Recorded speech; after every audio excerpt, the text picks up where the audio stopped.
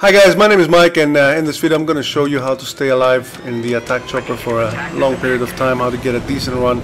And I chose this video not because of the score, but because of the fact that I got locked on from the very first seconds of the game until the end of the game. It was a constant lock on from English and eagles and stingers. I call them stiglas. And so I'm going to show you how to get a decent run, how to use your environment and stuff like that, setups, in order to get a good run. And I'm going to start with a very basic fact, and that is, the game mode is called Rush, and it's called Rush for a reason. So you need to get in there as quickly as possible in the beginning. And a lot of people, when they start the match, they spend 10, 15, 20 seconds on the main menu trying to figure out if they're gonna snipe or if they're gonna play engineer and what gun they're gonna use, and if they're gonna use a repair tool or an RPG or an eagle and stuff like that. So you need to take advantage of that, the fact that people don't spawn straight away, because you want to get in there, and the fewer people you have to deal with in the beginning, the easier your job is gonna be. And by doing that, you're not helping just yourself, you're helping your teammates as well, because if at the beginning of the game, the defenders are faced with a chopper right above them, and they're preoccupied with that chopper, that means that it's a lot easier for the ground troops to get in there and get the job done. You see here on right in front of me, my friend Andrew with the LAV. He's pushed up really into the spawn right there, and the reason he managed to do that is because there's 5-6 people staring at the sky. And on the other hand, once he gets in there and there's engineers trying to blow him up and support guys trying to C4 him and stuff like that, that means that there's a lot fewer people dealing with me and my friend Noki here on the chopper. So it's a combination of things. You need to work together to get a good game with the chopper. It's not just you fly and that's it. If you have a good team, it's a lot easier, obviously. The thing is, by attacking in the beginning, you also manage to contain the defenders. I mean, if you let them spread out in the beginning, it's a lot harder for you to maneuver around the map, because you don't know where to look. But if you've cleared out one area of the map, then you know if you're getting locked on where that lock on is coming from. It's a lot easier. I mean, this mountain here, you can't have people on this mountain, because they can basically stinger you from from all over the place. Basically, if they're up there, there's nowhere to hide. So you need to clear up your top priority is to clear up any places where there's high elevation, like this hill here on the right, and the mountain on the left. And another thing you need to be doing is destroying enemy mines. And I know this sounds quite obvious, but destroying enemy mines, you're achieving two things. One, again, you're helping your teammates because you're allowing them to advance on the ground and not get blown up with the mines. But it also helps you because there's a new trend going on with people carrying eagles and stingers.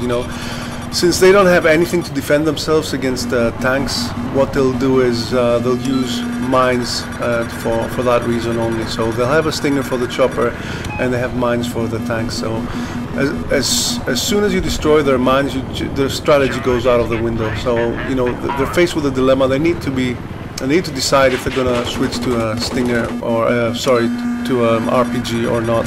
You're basically messing up the whole strategy there. So that's a very important thing to do. Keep destroying the enemy mines. Now, the other thing, especially on Karg Island, what I'm saying is applies for both Rush maps. I'm talking about the vanilla maps, Wake Island, not vanilla maps, because there's AK Rush as well. But you know what I mean. Wake Island and Karg Island. This is what I'm talking about here. I've not even played AK Rush. So anything I say here applies for Rush and not Conquest. Conquest is a whole different thing. So talking about the jet, I want to talk about the jet here in a minute for a second here on Karg Island. As I said in the beginning, you don't want to charge the jet straight away, because you want to get in there and help the ground troops get the MCOMs planted. But at some point you need to help out your teammate in the jet, because having a jet up in the air, a friendly jet up in the air all the time, ensures that you're not being chased by the enemy jet. So right here I'm helping my friend. I asked him to come over towards the aircraft carrier because I didn't want to be fighting a jet over you know, somebody with an Eagler. So remove yourself from the battle, just go somewhere far away from the ground troops and help your jet rather take out that enemy jet. That makes your job a lot easier. Another thing that I want to talk about is cover and how to use cover to your advantage. I think you saw that in the first set of MCOMs real well, hiding behind rocks and trees and bushes and hills and stuff like that. And there's basically on the first set of MCOMs it's quite easy to do so because you have 3 little hilltops where you can hide behind at all times. It's a lot harder on this second set of MCOMs because defenders have this spawn here which is in an elevated position here. I tried to road kill somebody. That's quite stupid. I didn't see the tank. But anyway, this second set of MCOMs is a lot harder to hide and use your environment well because defenders spawn on an elevated position and it's quite hard if they can have a 360 view of the battlefield. You know, it makes it a lot harder to hide. Here on this third set of MCOMs, there's quite a few places to hide, and this is the next thing I want to talk about, and that is escape routes. You need to have planned your escape routes before getting near the MCOMs. I mean, you need to have a strategy of what to do when you get locked on, and I call that an escape route. This is my escape route here. It's behind this building here on the last set of MCOMs. So the minute I get locked on, I'll try to get here as quickly as possible. On the first set of MCOMs, as I said, it's the 3 hilltops, and every map has you have to find some way of escaping if you're starting to get locked. Wake Island, it's quite easy to do so because there's you know, the reef that you can circle around, but here on Karg Island it's not very easy. I mean, here you got some buildings and stuff like that, but in any case what I do usually is I have in mind, you know, a couple of places where I can hide behind if I'm getting locked on.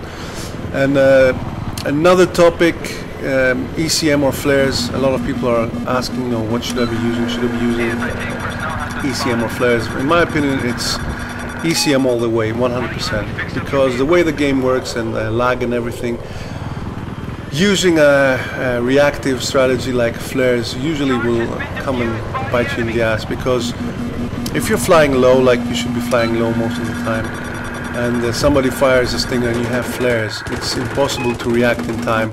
And look at what I have to get through to avoid a stinger here. It's ridiculous, man. I mean, I have to go through 100 maneuvers to avoid it, and it just flies as if it flies straight through the hilltops and hits me. But anyway, going back to the ECM and flare thing, flares, the way lag works, as I was saying, you know, somebody fires a flare, you have to react, which is the first thing, and if it's real close to you, you know, the way lag works, it's gonna hit you 50% of the time. So I think that flares are useless for the attack chopper, unless of course you're flying real high, like 400 feet above the ground, and your gunner has zoom optics or something stupid like that, then maybe, yeah, flares would work. But it's on Rush, I don't think so. ECM all the way. And basically there's 3 different sounds of lock-on. There's a first short little burst of sound that means that somebody's trying to lock onto you, and then there's a prolonged beep that means that somebody has locked onto you and is about to fire, and the third one is a very rapid beeping that means that a rocket is in the air. So these 3 distinct noises you need to understand in order to use ECM properly, and the way to do it is to deploy ECM right before you hear the prolonged sound. So right before, as my friend rams into us with the jet here. So you want to deploy ECM a split second before you get locked on, for sure. So that's the prolonged sound, and that happens if you do that most of the time. The enemy will get the chance to shoot an Eagler, but it doesn't hit you. I mean, maybe 70%, 80% of the time it won't hit you. You might be unlucky in, you know, if the game is very laggy, you might get hit, but most of the times it's it's quite safe to do so. And if it's a soft land, usually what will happen is the rocket will circle around you. So as long as you're flying low to the ground, you know that rocket is going to hit the ground if you're flying real low. So that's something to keep in mind with ECM and flares. And another thing, air radar. I use air radar on maps where there's at least one jet. I mean, Carg Island, I want to know where that jet is at any given time. On Wake Island, you don't need to do that. You know, you can use guided rockets. That's the best way to go, I think.